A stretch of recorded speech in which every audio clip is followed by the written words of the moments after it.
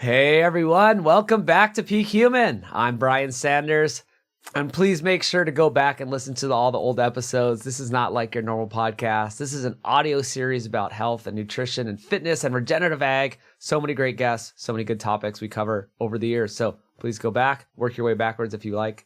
Give it a review on iTunes or any other podcast app you use, and share with family and friends. Always a big help when you share. This podcast was #1 in the nutrition category at the end of last year. So let's try to do that again. Got another great episode for you with Dr. Kwadwo. I'll tell you a little bit more about him in a second, but first I want to talk about Nose to Tail because that's how this podcast is possible. This podcast is supported by our family ranchers, by the meat business, nosetotale.org. This is where you can get meat delivered straight to you. We have beef, bison, lamb, and pasture-raised pork. We put organs in the meat. Our #1 product is the primal ground beef. We have other versions as well with bison, lamb, and pork with organs mixed in, heart, liver, kidney, and spleen. And we do 25% organs. This is way more than other people do. Not many other people are doing this at all. And if they do it, they don't have that many organs in it. We go big. You get all that nutrition really easily, tastes good. Don't have to mess with all the organ meats, cutting them all up, doing all that. It's just right there in the ground meat product. Love it. We also have livervores. We have a dried meat version of this. We have drovores, biltong. These are South African snacks. These are packages of meat on the go. This is great for traveling. We also have the body care products. Beef tallow is where it's at. You want that beef tallow on your skin. You don't want random chemicals and weird plant-based oils. You want beef tallow and essential oils. No fake scents. This stuff is good. This stuff is magical, I say. I fixed a sunburn from this. Although I don't get sunburned much, I did go on the sun when my body wasn't ready for it. I didn't have my base tan. Spent 4 hours, midday, Texas heat, got roasted. Would have peeled. Any other time I've ever got sunburned like this, I would have peeled. It would have been a nightmare. Put on the skin food, did not peel, just turned into a tan. This stuff is what your body wants and what it needs. Check it out at nosetotale.org. Thanks for supporting us. We're just a small business. We're a boutique operation. We're doing the best we can. We got great ranchers behind us. This is all stuff from Texas. This is straight to you. Nosetotale.org. Check it out. All right, a little bit more about Dr. K. Dr. Kwadwo Kyeremanteng is a palliative care and intensive care doctor based in Ottawa. He also has the Solving Healthcare podcast, and he is a big TikTok star. Check him out. He's really cool. We had such a good time filming with him in Denver. He's going to be in the film. He's got some great messages about the last 3 years and how we dealt with it.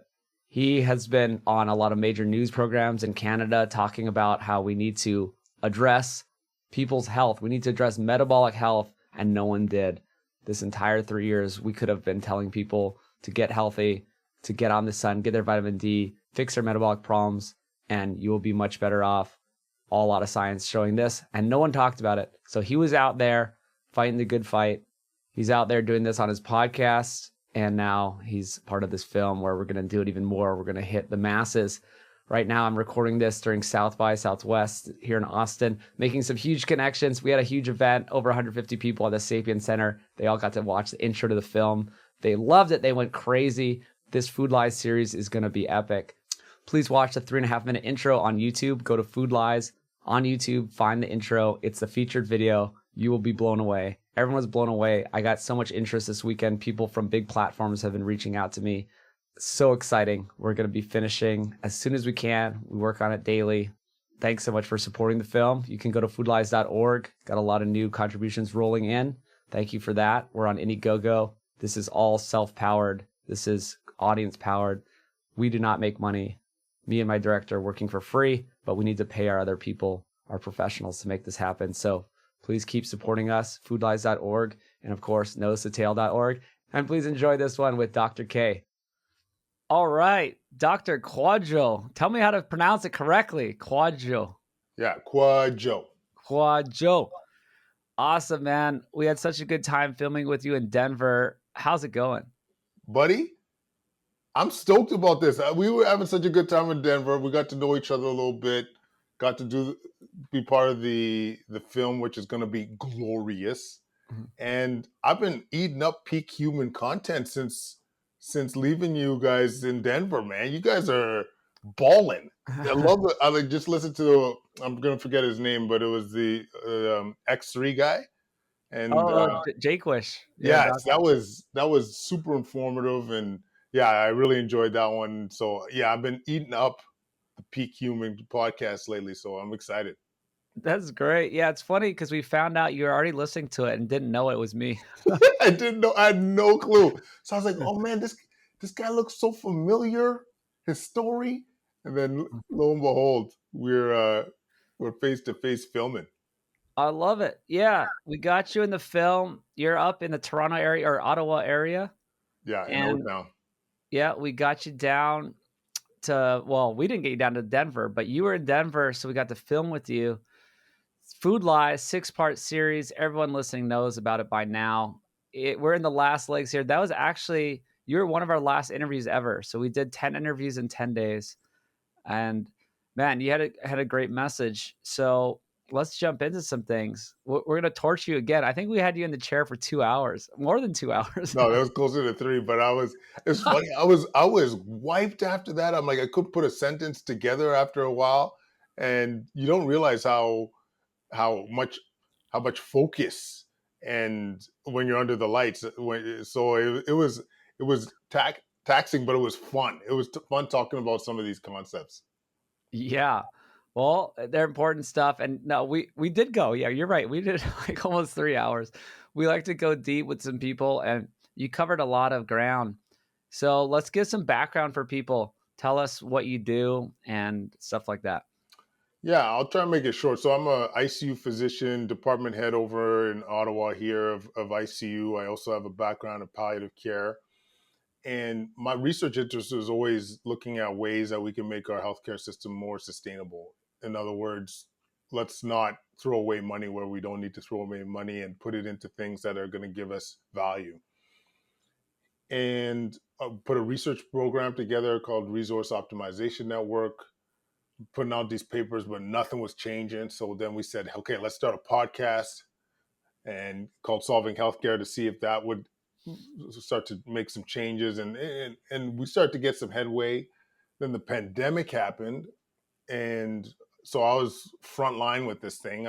Was there at one of our hospitals. I was the first doc responsible for our ICU patient in the city, and man, it was extremely scary. It was anxiety provoking. We saw what was happening in other parts of the world, and and you soon realize that not everyone had the same risk. And we saw this direct link with metabolic disease and COVID outcomes. And then I came out with a mission to try and get this message out there. But as we talked about, nobody, no mainstream media folks were willing to listen. And I had a leg in terms of like I was doing regular COVID updates nationally in Canada when it came to COVID, and yet no agency was really interested in this aspect of the story. So I try and squeeze it in as much as I could, but it was just striking at how little we were willing to talk about it and to try and do something about it. That was the thing to me that I learned through the likes of, Peak Human, the likes of many of the people that were you interviewed and that were in Denver, that you could reverse some of this. Like you could reverse metabolic disease, you could reverse type 2 diabetes. And as a ICU doc who came from internal medicine training, this was a foreign concept to me. And so my mission was like, let's get this word out. Let's start spreading the word that you can get healthy. And I've been passionate about it ever since. And yeah, that's how we landed. That's how we got to meet. I love it. Yeah, you were doing some big interviews. I think I saw you on some mainstream stuff in Canada, but they were asking they weren't interested in what you wanted to talk about. They're interested in scaring people or whatever they were interested in. Yeah, the like there was the COVID landscape was honestly, it was tough to navigate. Like we as a family made a conscious decision. My wife and I remember having this discussion saying there is so much fear out there. My wife's a psychologist, by the way, that this is going to be damaging. And the message is not like a lot of things weren't as accurate as depicted. Like you know, and so we felt a sense of duty, Brian, to speak up and to try and create some balanced discussion again, and saying something as simple as not everyone has the same risk, which at times felt like a controversial thing to say. Mhm. And for me, the line in the sand was when it came to our children. Like, I'm a father of three, and I saw directly with our kids how the lockdowns and the school closures were impacting our children. And I that was to me, despite the risk of getting canceled and that I've seen colleagues go through, this to me was where we knew we had to say something. We knew we had to be more vocal. And my wife, she even spearheaded a rally at our local school back in June 2021. But yeah, honestly, it was a crazy landscape and for whatever reason, Brian, people just didn't want to hear this stuff. Well, especially in Canada, it seemed like they were a little more against the counter narrative. I mean, they were, well, the US, really around the world, people were so in lockstep with this narrative that everyone's going to die, everyone's equally at risk. Oh man, it was crazy. There, I saw some polls they took, halfway through, and it was something like, what do you think your odds are if you get COVID that you'd like go to the critical care or die? And it was like 50%. 50%. I remember seeing that. Yeah. That's what people thought. That's what they wanted them to think. That was the narrative. Yeah. And you were gaining information as you went, and different waves had different risks, but certainly the what was being reported and what was the perception was not the same level. And don't get me wrong, COVID, I saw too many people die from COVID. And so when I say this, it's coming from a place where I've lived it. Like Mhm. I'm intubating COVID patients. I'm this far away from a COVID patient. You know, like I saw them die alone. I saw them being away from their families. So I know the experience without living it, like having COVID and dying from COVID. But like I know what the experience is, and obviously I don't want anybody to go through that. But we always have to balance things. We also got to think about what our interventions are going to have, the implications it's going to have on the rest of society. And to me, where we failed so many folks is we should have put way more in investment and energy for the high risk people. So if you were diabetic, you were immunocompromised or had a poor immune system, you were elderly in long-term care, this is where we really needed to like put in all our resources, like really do the 80-20 of COVID, and not worry about the kids, not worry about university students being triple vaxxed before walking on campus, all these things that are just almost a distraction when you could Mhm. be focusing on the ones that need you the most. Even talk about reversing metabolic disease. Like this, to me, was such an opportunity. If you think about that, I'm sure it was similar to where you guys were, but the summer of 2020, no vaccine, COVID wasn't everywhere in the community. What an opportunity to talk about how to get healthy. What an opportunity to focus on, say, this is your public service announcement. We're going to have a walking day, or every Monday, let's see if we could get, how many of us can get 10,000 steps? How many of us can support our local grocer and really focusing on whole foods? Like, there could have been so, like, people were ready for action, right? You saw Mhm. Black Lives Matter. You saw after George Floyd, people were ready to move. People were ready to Mhm. act, and we wasted it, as far as I'm concerned. That's so true. I think that was my biggest problem with it all. And I feel like there was only one person in the mainstream that could do that, and it was Bill Maher. And I posted a lot of his clips throughout the years. He was the only one. He's like, what's the deal, guys? We know that it's insanely more risky if you have these chronic diseases, if you have metabolic health. It's not equal. This is a huge opportunity. Zero words. No one's talking about this. No one's talking about vitamin D. No one's talking about getting healthy, eating real foods. This is insane. Yeah, it was. It felt very I don't know what the word is. Like you were in a bad dream because Yeah. you see these things, and even though I felt like even some of my colleagues weren't acknowledging it and saying, "Hey, clearly this is a big driver of what we're dealing with." And maybe because a lot of folks are unhealthy, maybe because there's a lot of fear of fat shaming. And I'll tell you this, Brian.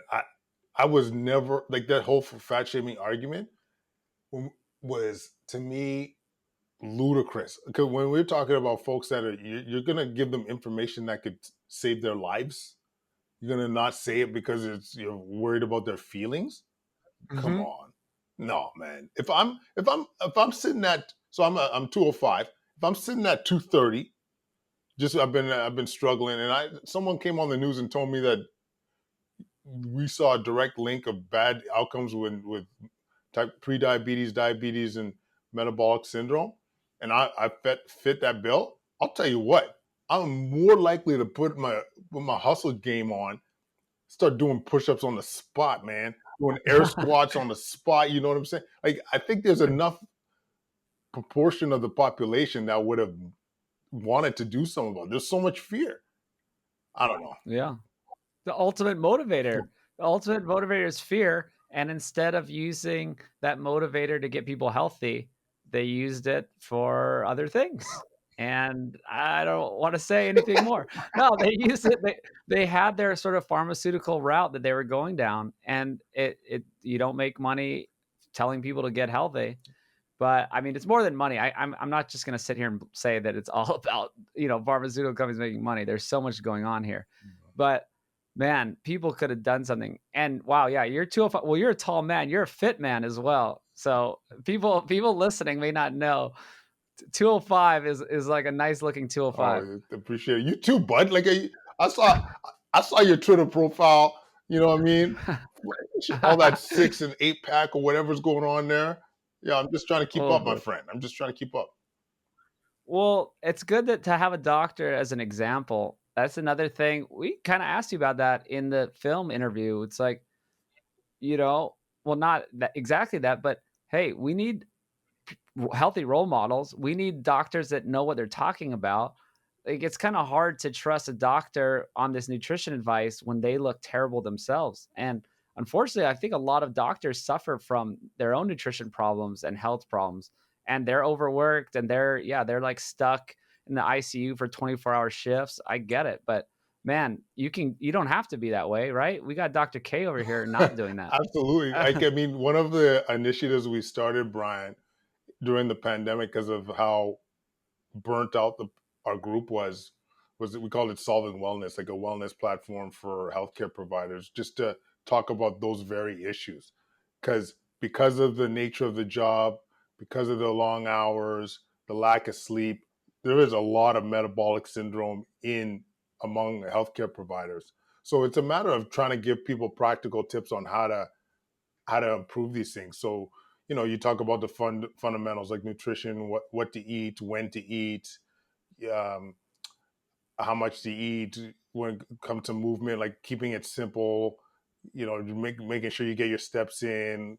We like to talk a lot about high intensity interval training, and then also Mhm. just the community aspect, because I was hard during the pandemic, but just even reaching out to colleagues, friends, picking up the phone, calling mom every once in a while, and then stress manage it. For us, stress management is almost always sleep, like trying to come up with tips to try Mhm. and improve a lot of shift workers sleep. And so little things like blue blocking glasses, if you're going to take melatonin, when to take it, magnesium, the wind down period, like all these kind of things that Mm. obviously you guys talk about a lot, but a lot of healthcare providers have no concept of. And I think when it came to being that example, like there's for me, there's the example of doing it for your patients and your colleagues and stuff, but it's also for the next generation too. Like I want my boys, I want my boys to know that culturally and from a values perspective, we want to take care of ourselves. We value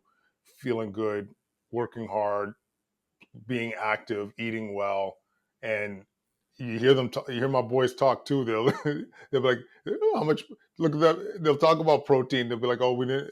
They'll be like, "Oh man, I didn't have that much protein in my breakfast," and talking about their steps. So we got them Fitbits, and they're always pushing each other, saying, "Oh, 27,000 steps. I'm going to get to 30,000 tomorrow." Like, just making it part of the environment, and it's honestly, it's beautiful. Like, if you always want to leave your kids with some important important values, but this one to me is up there. That's so great. That's so great. And we should talk about the family stuff too. But before, I want to talk about the doctor stuff because the doctor, you're right. Those are so many good lifestyle habits and the sleep, all that. But the nutrition part is seems like the hardest because these doctors, they got trained, well, very little from what I gather in nutrition during training. And in that small amount of training on nutrition, it was low fat, eat your whole grains, like avoid red meat. So do they respond to, this kind of message? Hey, like animal foods are healthy. This is what we've been always eating. Like, what have you seen?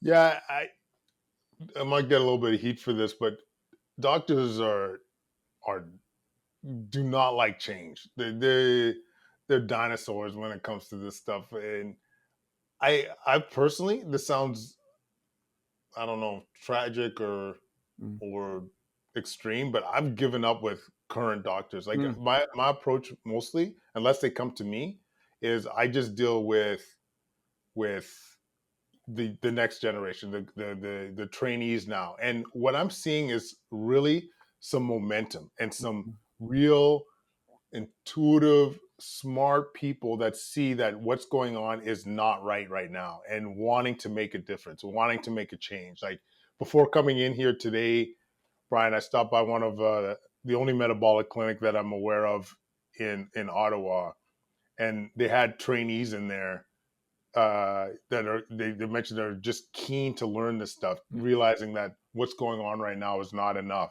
So I think this is where we need to focus our energy personally. A lot of docs, I feel, when they come to us or when they're more willing to listen, it's when they are struggling, when they go through it themselves. They had that difficulty with their own metabolic syndrome or their own obesity. They've tried multiple things, and then they try fasting, or then they try low carb, then they try keto. Know a couple even docs that have gone carnivore, and then they achieve their goals, and now they're enlightened. But those, I honestly, I feel, are few and far between. Some just stick with their poor health, and unfortunately just feel like that's the way. And but I really believe, like, if we're gonna make a dent in terms of the education piece for the next for the future, is in the next generation of docs. I think that's what I'm seeing with my colleague, Dr. Gary. I guess he's only a colleague because I work with him, not because I'm a doctor. But he tells me, he's like, he's in there in the breakfast room, whatever. He used to work in a lot of ICUs, eating just eggs and bacon only.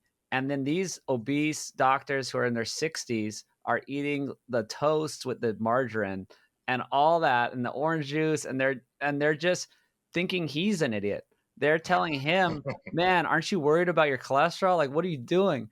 And he's just like, man, it is so backwards. And it's just these doctors, they seem set in their ways. Older people in general are very set in their ways. That's what I found. And then Hmm. maybe doctors even more, because this is what I gather is that they they are very well educated, right? They spend a lot of time training, and they're way more educated than me, put in way more hours than I did. So they think maybe they have this idea that they know better than other people.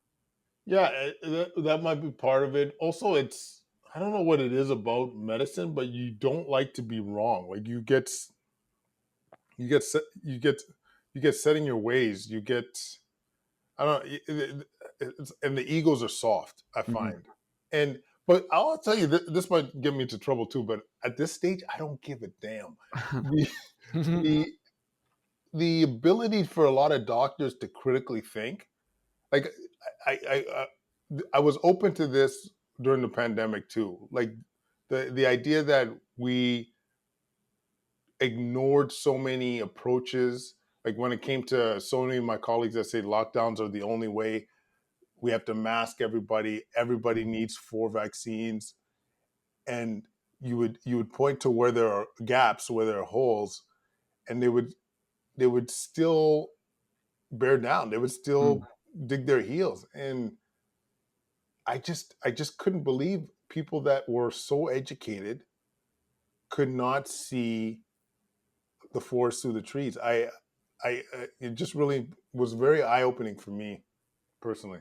Well, no, I get it. Yeah, no one wants to be wrong, and especially physicians. I get it. But there's so much new data that came out, and that's what I'm seeing too. It's like every week there seems to be some new data saying that we were wrong on the lockdowns, or the mask actually didn't do much of anything, or these were just in the literature too. Hmm. Lab leak stuff in this is like mainstream stuff now, and still people won't recognize it, right? Or Yeah. man. No, this is what I mean. Like they still will dig their heels, and I, for me, I know we all have different approaches, but I try and take pride of being as objective as possible, because like when it comes to medicine, when it comes to decision making, when you got someone's life on your hands, you can't you have to be objective. You have to be able to try and put a lens of we're not going to worry about my ego when it's someone's life's in your hands. And so to me, this is something that I feel like you need to exercise that muscle of objectivity and trying to be like truly find the truth. Mhm. And yeah, I would like to think that this is a priority for more physicians. Well, some people are coming through. People listening get it. Tell me, so I heard you say you never saw a healthy person come through the ICU with COVID, like in the ICU, right? Is that true? For me, so far, yeah. Like I'll preface this, Brian. Like whenever I've said this, there's always been someone texting you or sends you a DM saying I saw the wine somewhere. But in my personal experience, 3 years of managing this COVID patients in the ICU, there's always been a risk factor. There's always been a risk factor. There was one person I saw, they were extreme age and didn't have any comorbidities. But their age was their risk factor. Mhm. Otherwise, metabolic syndrome, pre, often pre-diabetes or diabetes, Mhm. obesity. If it was mostly, you would see that truncal obesity, and it was clear that it was a driver. And we had data coming out of China that was consistent with this. But this is what I was seeing firsthand. And even the patients that I saw that were in their 20s or their 30s, often you would hear in the news completely healthy. In my own personal experience, the ones that I saw of that age were extremely morbidly obese, to the point where walking upstairs was a challenge. Mm. And I personally don't call that healthy. And despite not being on any medication, I can't get behind that. Oh, exactly. That's a whole problem with our healthcare system, and what we're trying to point on the film is that we don't even know what healthy is. We, especially, yeah, if we're trying this fat acceptance is, kind of good in a way of making people feel comfortable, and making, of course we don't want people to feel like ashamed of themselves, but like if we're telling people that that's healthy, that's just not true, and we're just not good at identifying health. I always use the statistic that the CDC even says that 8 out of 10 people with pre-diabetes don't know it, right? Yeah. So it's like we're not catching 80% of this. So of course these people 20s 30s, just because they're not on medications yet, that by no means that they're healthy. Now you got me thinking, Brian, like maybe you guys are all over this, but maybe some of the value is in awareness for folks. The idea of 8 out of 10 people that are pre-diabetic don't know they're pre-diabetic.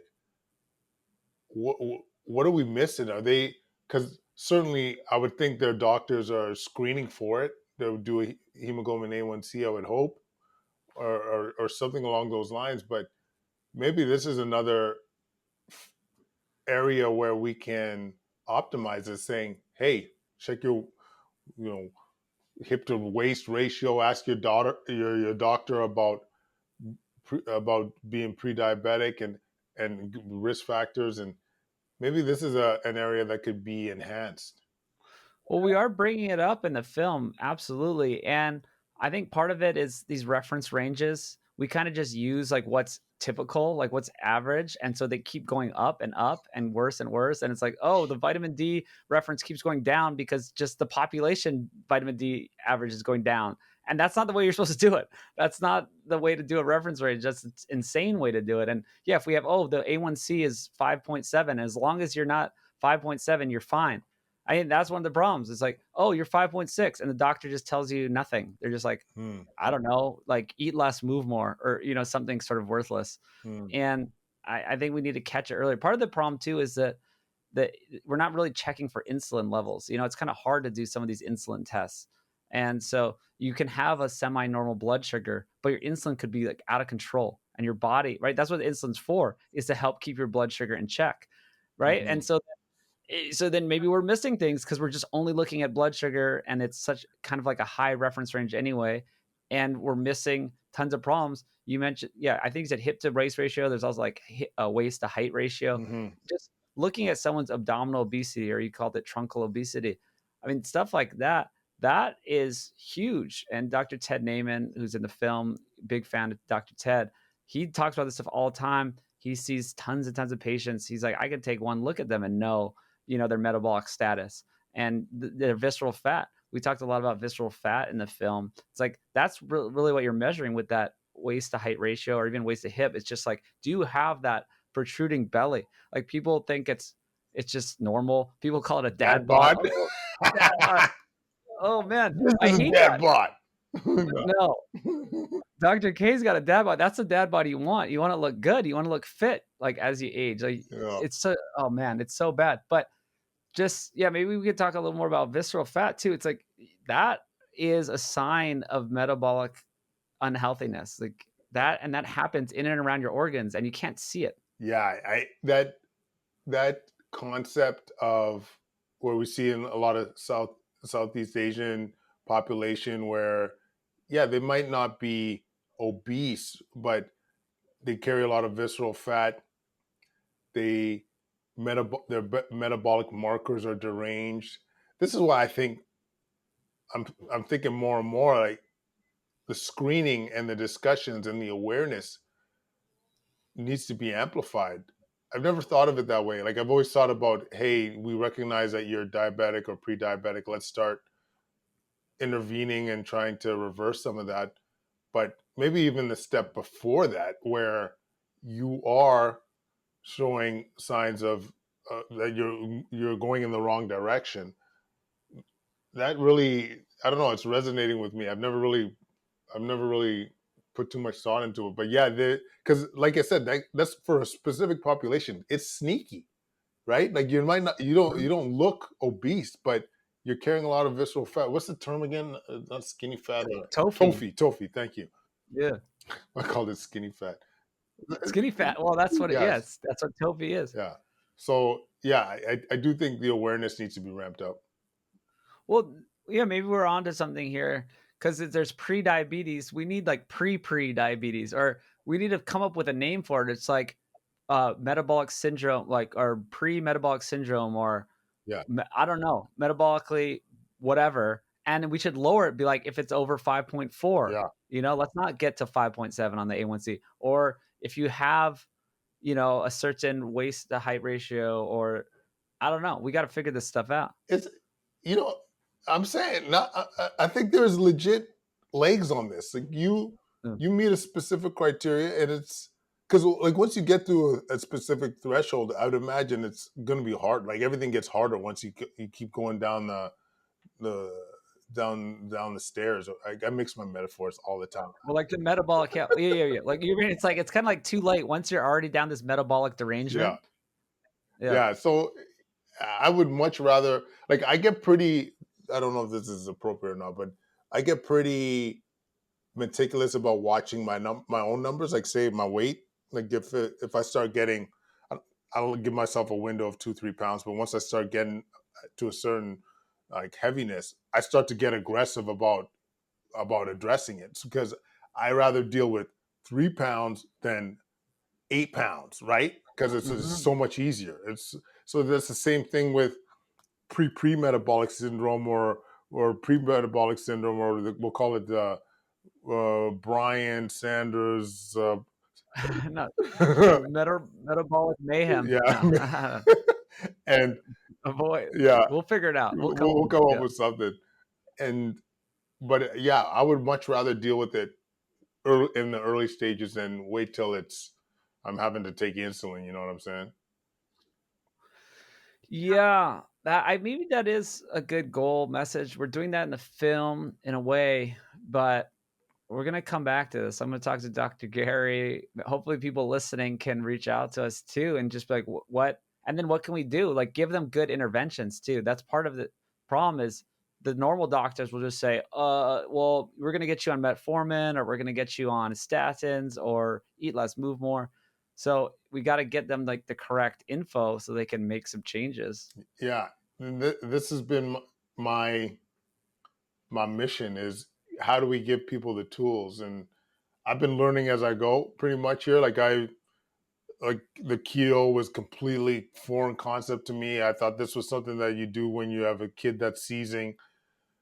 Low carb was relatively new concept to me as of 3 years ago. Carnivore is still something I'm still learning about. But Mm-hmm. if I've learned anything, it's you gotta like there's no cookie cutter solution for everybody, but the more options, the better. Like whether it is just some people, honestly, you just tell somebody to reduce their processed foods. Or I had a buddy that he probably weighed in at about 270 at the time. He just stopped drinking Coke, shed 30 pounds, Mm-hmm. almost like Yep. it Yep. was crazy. So sometimes it's something that could be completely simple, but everyone has like everyone some things are going to be more effective for other people than others. Like I find, I don't know if you find this the same, but like some people are great in fasted states, some people don't get as much results. Some people get tremendous results low carb, some people might not get as much. So to me, as long as we have some options for folks and make it reasonable, make it attainable. It's like when you say that doctor's office say eat less, move more. What does that mean? Like no one knows what that Mm-hmm. means really. So to Yeah. give them like a legit, I just want you to start eating at 10 o'clock instead of 8 o'clock. Just try that for a couple Mm-hmm. weeks. I just want you to, instead of drinking 2 pops a day, reduce it to one night or day, whatever time you're doing it. Just try and just let us create some wins so that we move in the right direction. Let's create the habit so that you start winning at this game. I like that. Yeah, and bite-sized pieces because you guys don't have a lot of time. Even normal doctors can do this. Like it would be nice if everyone had like a whole nutrition team and support team and this and that.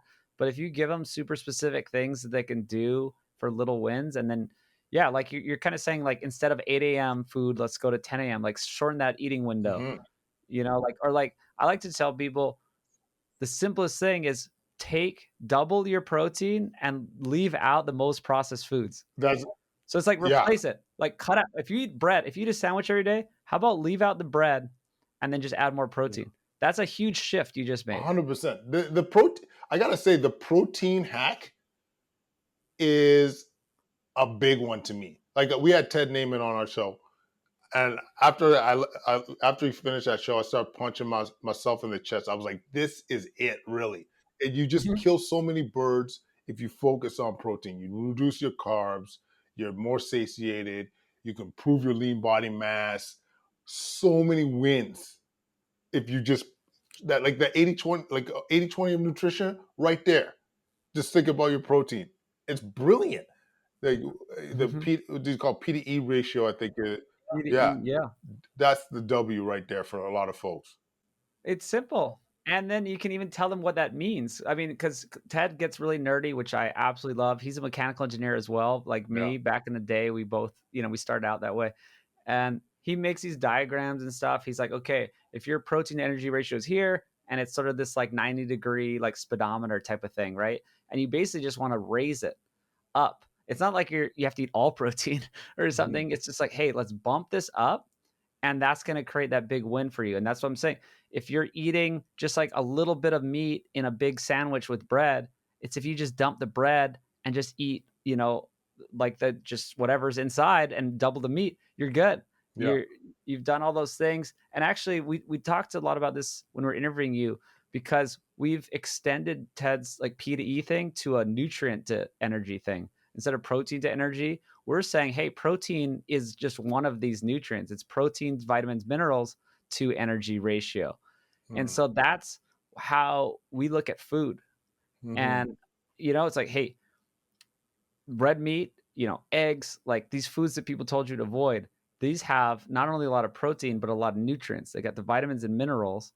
And it's harder to measure all the vitamins and minerals. I think that's why Ted keeps it simple, right? He's just like Mhm. protein, energy. Energy is just fat or carbs, protein, and let's raise that ratio. But the nutrient to energy thing I think is really big, although maybe you can't spell it out to patients so easily, But but maybe with the that's film. why Ted's idea is so brilliant. Like as you mentioned too, Brian, it's what can you tell the patient or what can you tell the client right there in front of you that's going to enhance that. And I was at the conference. I was talking to a gentleman, Marty. I'm blanking Oh, on. Marty Kendall. Yes, Marty Kendall on the nutrition density aspect, and that was, I must say, it was eye opening. Like you guys were talking about it when you're interviewing me, but then I started like I drove back with him from Vail, and Oh, nice. he gave me the lowdown, and what he said made so much sense. Like I'll give a bad example. I, when I go to McDonald's, I know no one on this show goes to McDonald's, but I'll bust that out once in a while. I can eat like 3 Big Macs, no problem. You feel a Mhm. little different, but then you're hungry an hour and a half later or whatever. And Mhm. maybe the fact that it's so lacking in nutrients, your body's still striving for that nutrients. It's asking you to eat more. And this is what was the concept that kind of was an aha moment for me. Maybe it's not just the fact that it's protein. Maybe it's the fact that it's nutrient dense. It's what your body needs. And I mean, if you think about it, the structure of your body, yes, you do need protein from all aspects of things. You need fat. You also need carb, but or actually, technically, you don't need carbs. But Yeah. yes, this is why it's important to think about nutrient dense foods.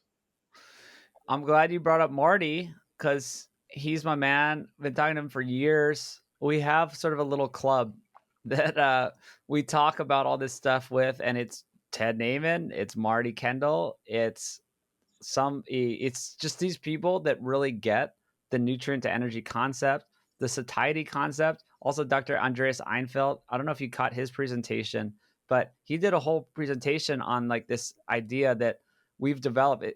It's been, yeah, kind of like me and Marty and Ted, and we've kind of gone down our own paths. But the last about 3.5 years, we've been messing around this idea of satiety per calorie, which may be a little too nerdy for people. It's basically means nutrient density, but that I'll spell it out because Dr. Andreas Einfeld, he's the guy that runs dietdoctor.com. It's a very big website.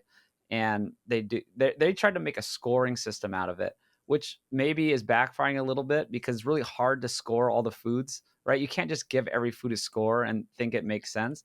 But the idea is that nutrient dense foods give your body not only the protein, but the nutrients you need. And those nutrients, especially, well, and the protein, I can't say especially, both of those combined with some of the fat too, right? Essential fats keep you full for the right amount of time. And I think that's so huge because so many people like losing weight. Most people need to lose fat specifically. And it's a battle of will, it's a battle of hunger, Mm. right? And so to win that battle of hunger, you need to eat nutrient dense foods, which means you need to eat satiating foods, which means you need to eat foods with all the protein and nutrients in them without too much energy. And so Ted, Marty, all these guys, we're on the same page. It's like energy can come from fat or carbs. So we're not just blaming it on carbs. Like you can be dumping oil on everything and you'd be doing terrible, right? Well, seed oils would be the worst things, but still, you could dump butter on everything and you're not going to do well, Mhm. right? Especially if you're eating like processed foods are high carb and high fat at the same time. So yeah, I'm glad that you rode back with Marty and you talked about these things, because this is where our film is going. It's like this kind of transcends all the dietary camps. Yeah. You know, it's beyond just why is carnivore working for people? Why is keto working for people? Why is paleo working for people? It's because they're eating whole foods, they're eating protein, nutrients, they're satiated, they're not wanting to eat an hour later. That's the whole joke. Chinese food, you eat the Chinese food, you're hungry an hour later. What is Chinese food? It's a whole bunch of noodles cooked in seed oil, right? Like they're not giving you a ton of protein. Like you get like a little sprinkling of protein in the sea of noodles and oil. So of course you're not going to be full. Yeah, no, exactly. That's why I think I got this one from Rob Wolf. Is always ask for double the meat. Like whether it's a burger, whether it's you're getting Chinese food, just double the protein, and or going for a burrito, double the protein. They'll put you in the right direction. It's so true. And we talk about too of the other reasons people overeat too. It's some of it's psychological, Mm. right? And it's like the food addiction, there's all kinds of stuff. But if at least if you're eating double the meat, you're putting yourself in a better spot to be full and to like not want that snack or to not want to eat again. I mean, this is why I think there's so much value in it. That once again, if you are, I mean, not to be repetitive, Brian, but you're less likely to want to snack if you're full. Mhm. Just period. Simple. Yeah, Yeah. exactly. And so I think this is a message that not enough people think about. I don't think. Like I really don't think the message is out there about the emphasis on protein. The more like the more I talk to folks that are struggling with their their their their health goals, it's just something that you end up having to. I feel like I'm a broken record. I'm just like amp up that protein, double up that protein. Like I feel like that's all I'm saying these days.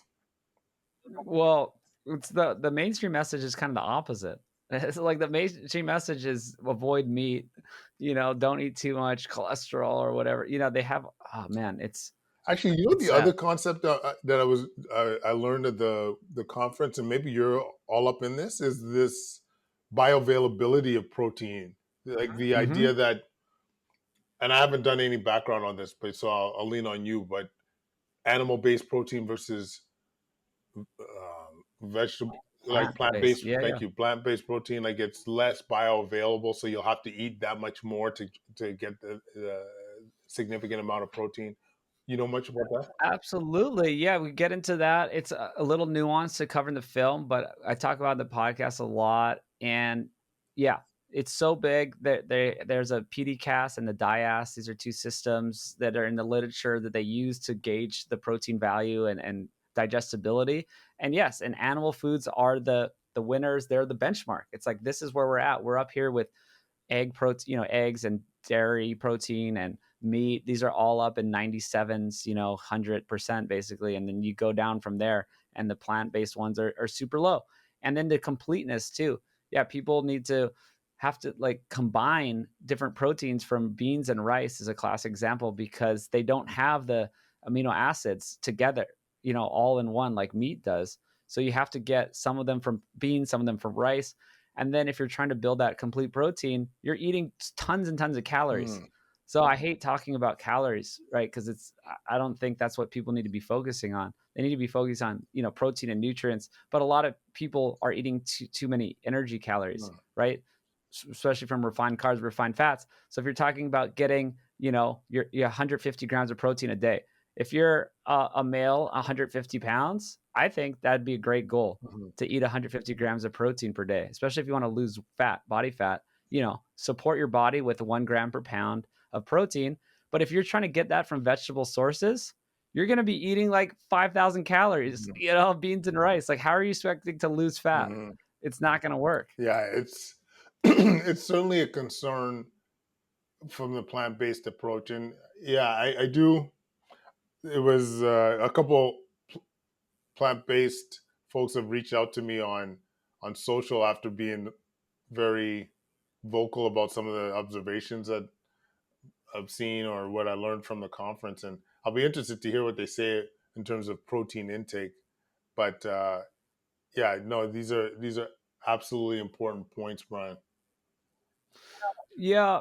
Well, yeah, I always I feel like I attack the plant-based crowd too much, but they just need to, yeah, just kind of admit that this is not complete, and that I like to for the plant-based people. I'm like, hey, if you can eat some oysters or I don't know something like you need those nutrients, you need those good complete proteins. You can do okay maybe if you're doing the plant-based, but just add in something from the animal kingdom that, and you'll be doing okay.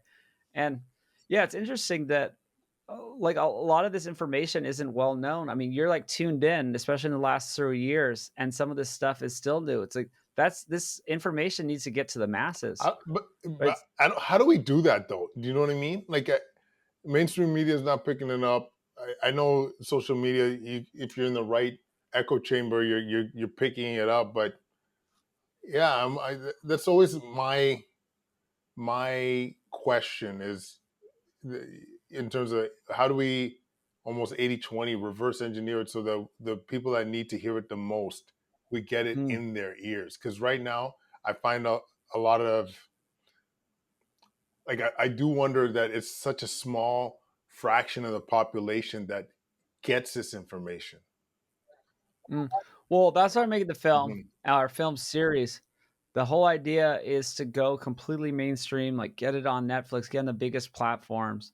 That's the only way I know. I think that's how you have to fight fire with fire, you know, like the what people do is they watch Netflix or they look at social media. Mhm. And well, we need to go bigger than social media because everyone's yeah, just in their own world in social media.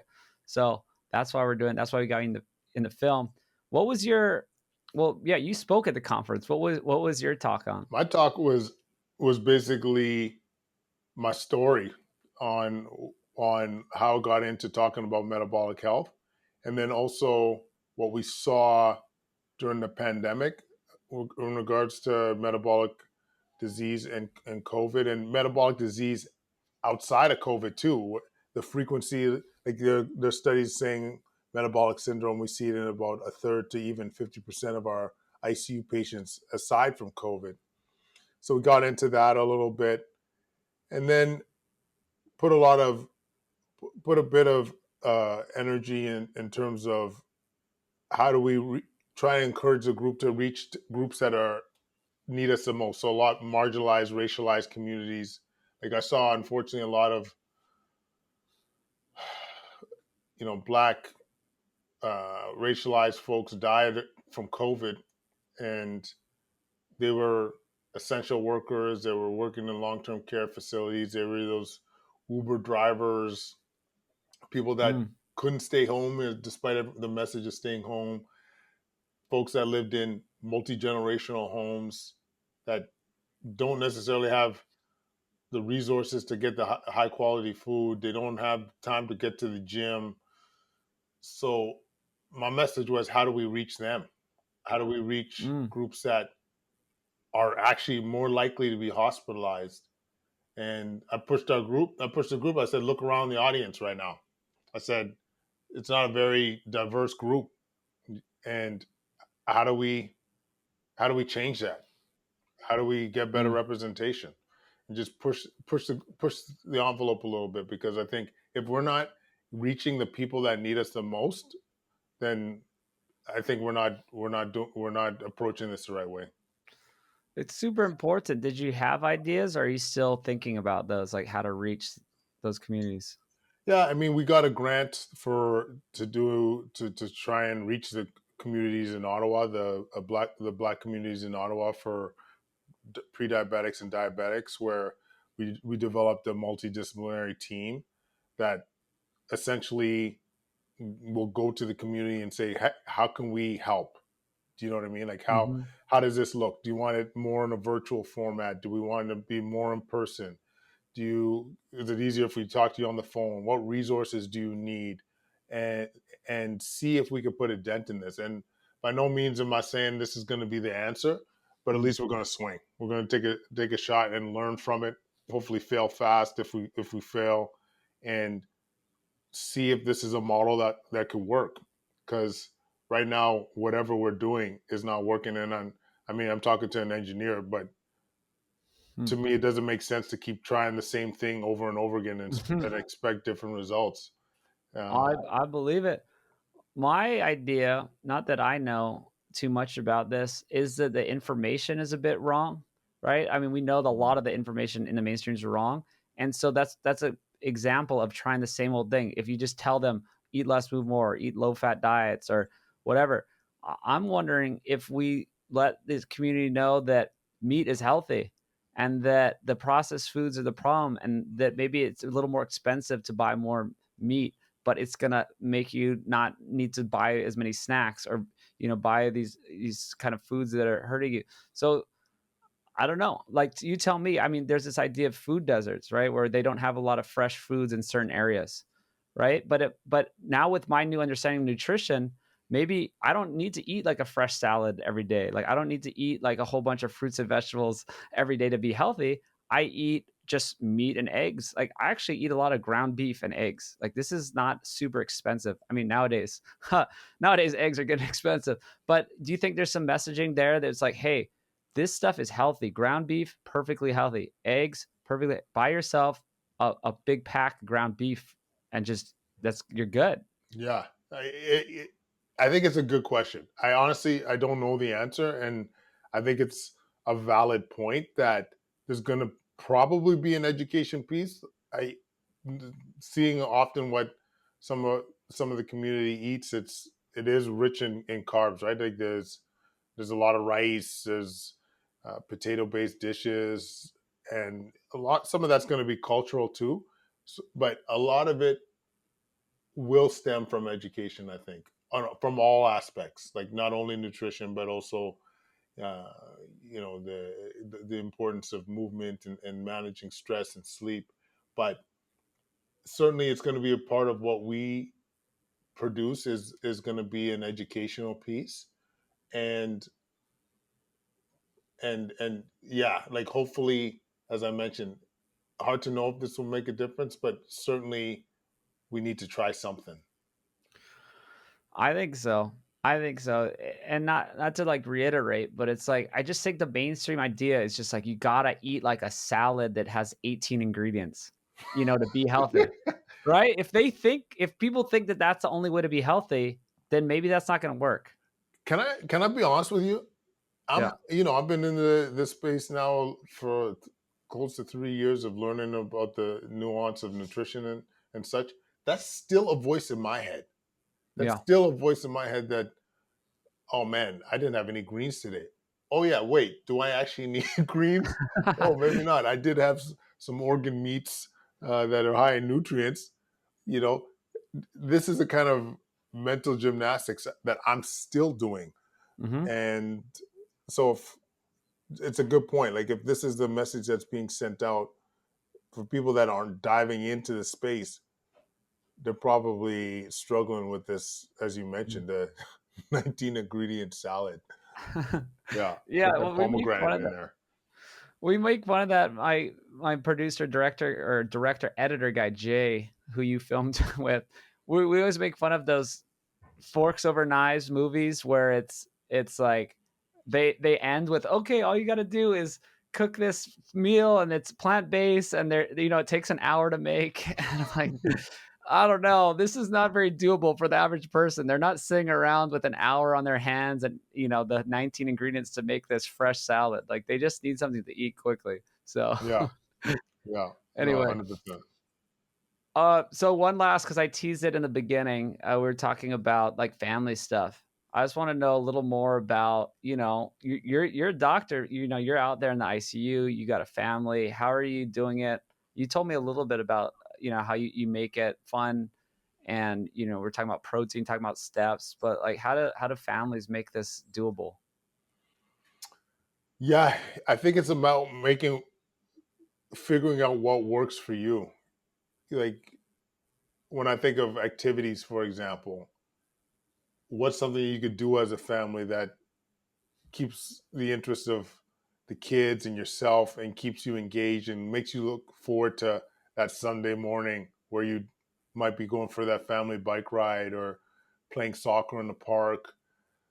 When it comes to nutrition, if I were to look at ways of really making sure your family eats well, it's prep in my mind. I think Mm, if you take one of those days, usually Sundays for most people, and really plan that week or do some food prep the week before, things are put in Tupperware and ready to go for the week, you are more likely to eat healthy, in my opinion. I think this is one of the things that I took away from my wife, actually, who was like, you'll meet my wife one day, Brian, maybe in Austin, and mm, and mhm, you'll see, just she's a warrior. She just gets at it. She's hard to keep up with, but mhm, she you know keeps our family running, and the food prep, the knowing already the meal plans. We know what we're eating 3 days from now,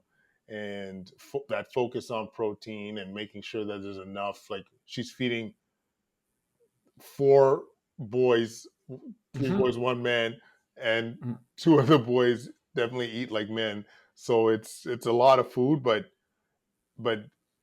by doing the prep, we're way more likely in, not to order the mhm. Chinese food. We're more likely to eat at home. So I think that's one of the things that families can do. Um, but yeah, just make it have some in some way fall in love with the process and have some pride with Mhm. it, and just celebrate the wins. Like, when you between you and your partner, when you have a week where you guys ate well, like, celebrate that, be proud of yourselves, and think about the example you're making for your kids. It really, I think, could go a long way, because your kids pick up everything.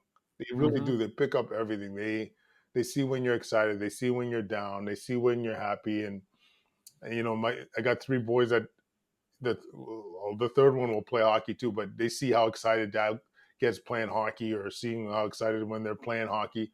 So they get into it, right? and Mhm. and so I think the same would apply when it came to how we eat, how we move, how we manage stress, how we create a sense of community.